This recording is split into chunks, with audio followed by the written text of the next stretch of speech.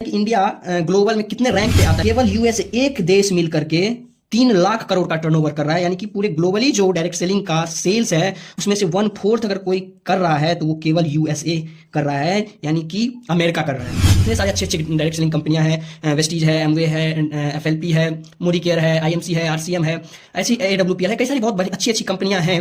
नमस्कार। जब मैंने पिछला वीडियो डाला था तो उसके एंड में मैंने आप सभी से कहा था, ये वादा किया था कि अगला वीडियो मेरा आएगा कि फ्यूचर पे क्या है डायरेक्ट सेलिंग इंडस्ट्री का फ्यूचर।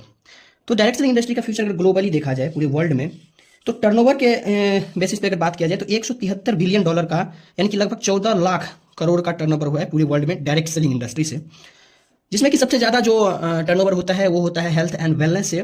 और ऐसा आंकड़ा लगाया गया है कि हेल्थ एंड वेलनेस का जो टोटल टर्नओवर होगा वो नेक्स्ट $1 ट्रिलियन इंडस्ट्री होगा। यानी कि सबसे ज्यादा टर्नओवर डायरेक्ट सेलिंग से हुआ है, तो $1 ट्रिलियन का अगर हेल्थ एंड वेलनेस इंडस्ट्री होता है तो सबसे ज्यादा टर्नओवर डायरेक्ट सेलिंग इंडस्ट्री से होगा। इसके बाद अगर नंबर ऑफ डायरेक्ट सेलर देखा जाए पूरे वर्ल्ड में तो 12 करोड़ जो है वो डायरेक्ट सेलर एक्टिव है, ठीक है। इसके बाद से 25 से ज्यादा देशों ने मिलकर के केवल 7,000 करोड़ का टर्नओवर किया है फ्रॉम डायरेक्ट सेलिंग, यानी कि डायरेक्ट सेलिंग से 25,000 करोड़ का टर्नओवर वो नए देश हैं जिन्होंने किया है। और यूएसए, केवल यूएसए एक देश मिलकर के 3 लाख करोड़ का टर्नओवर कर रहा है, यानी कि पूरे ग्लोबली जो डायरेक्ट सेलिंग का सेल्स है उसमें से 1/4 अगर कोई कर रहा है तो वो केवल यूएसए कर रहा है, यानी कि अमेरिका कर रहा है। अब बात करते हैं इंडिया में इसकी क्या फ्यूचर है। तो इंडिया में टर्नओवर के बेसिस पे बात किया जाए तो वो 23,000 करोड़ का टर्नओवर रहा है 2022-23 फाइनेंशियल ईयर में। अगर इसका सीजीएआई यानी कि कैलकुलेटेड एनुअल ग्रोथ रेट देखा जाए तो 7.5% है, जो कि पूरे वर्ल्ड में सबसे ज्यादा है पिछले 4 सालों का।